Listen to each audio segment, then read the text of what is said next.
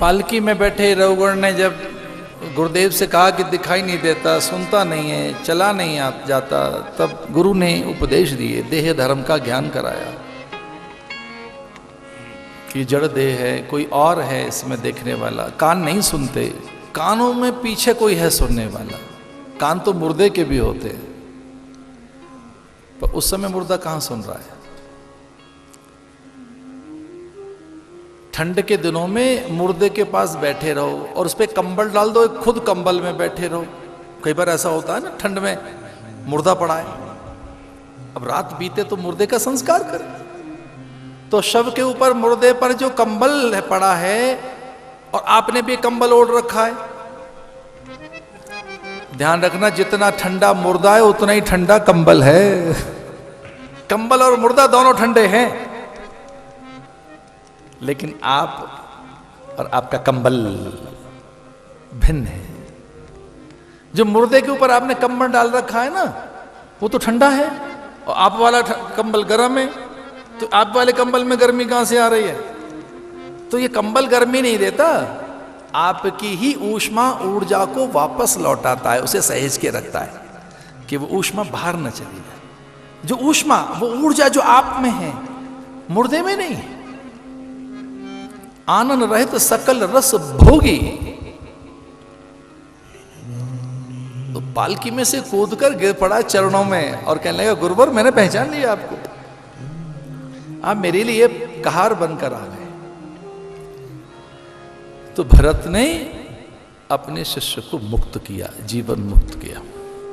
वो मंत्र पीछा कर रहा था कि जब तक मुक्त ना हो, मंत्र उसको फॉलो कर रहा था। स्मृति में मंत्र आ गया। ऐसे ये कथा आती है, सष्टम स्कंद में कथा अजामिल की आती है। किसी रूपसी के रूप सम्मोहन में अपनी साध्वी स्त्री का परित्याग कर दिया। कन्नौज में रहने वाला कान्यकुब्ज एक ब्राह्मण, ऐसा भागवत में आता है। कान्यकुब्ज दुजाकश्य दासिरपति अजानिना नामनो नष्ट सदाचार दासी संसर्ग दूषितः। दास्या संसर्ग दोषता, दासी के संसर्ग में चित्त में दोष आ गया। दासी करते नर्तकी। अभी जो नर्तकी होती है प्राय बेचारी, अब वो हाव भाव वैसे ही करती हैं, कोई रिझ जाए उन पर।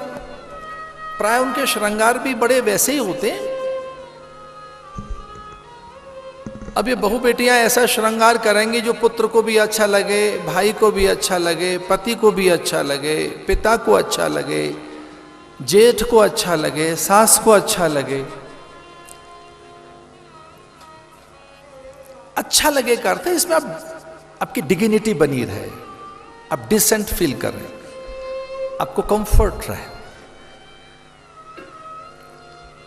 और ये बिल्कुल सच्ची घटना है। एक जगह हमसे कुछ बहू बेटियां हमसे कहने लगी कि हमारे बड़ी टोका टाकी चल रही है हमारे कपड़ों पे, ये पहनो वो मत पहनो, ऐसा बनो वैसा मत बनो।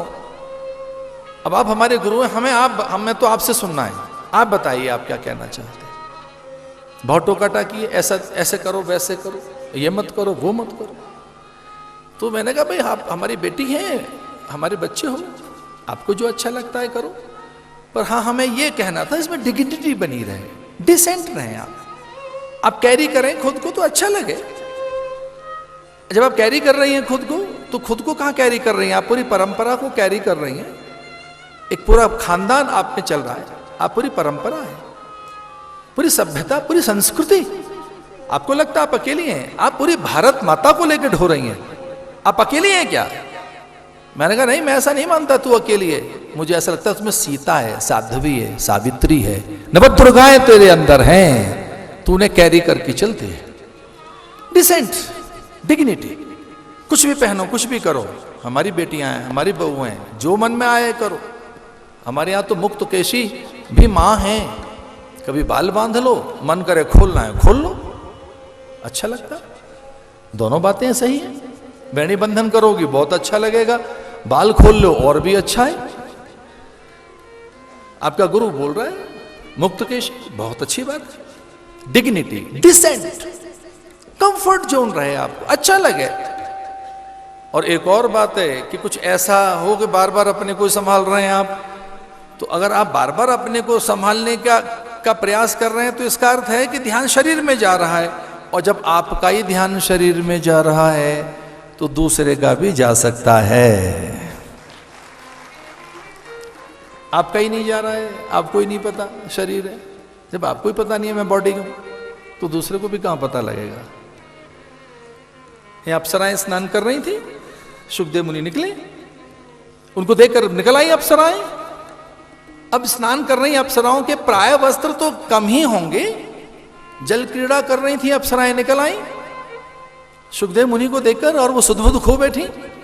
सुखदेव तो निकल गए, चूंकि उनसे संवाद नहीं हो सके उनके, तो धूल उठाकर अपने माथे से अंगों में और धूल धूसरित हो गई, धन्य अनुभव करने लगी कि हमने भगवान देख लिए, हमने गुरु के दर्शन कर लिए। ये सुखदेव मुनि, ये स्वयं भगवान जा रहे हैं, ये शिव जा रहा है, ये परंपरा से गुरु जा रहा है, भागवत का आचार्य जा रहा है, स्वयं भगवान। तो अप्सराएं भागी, अब स्नान कर रही थी सरोवर में, बहुत सीमित वस्त्र उनके, प्राय अप्सराओं के, निकली, ध्यान नहीं रहा, शरीर पे वस्त्र हैं भी नहीं है। सुखदेव के दर्शन हुए थे, वो तो निकल गए, बस धूल माथे से और पूरे अंगों में लगाने लगी। इतने में महर्षि वेदव्यास आ गए, उनको देखकर वो छिपने लगी इधर उधर, कोई पेड़ के नीचे, कोई पत्तियों से, कोई सरोवर में, और तो पूछा महर्षि वेदव्यास ने कि एक युवक को देख के तो आप बाहर निकल आई और मुझे बूढ़े को देख के आप छुपने लगी हैं।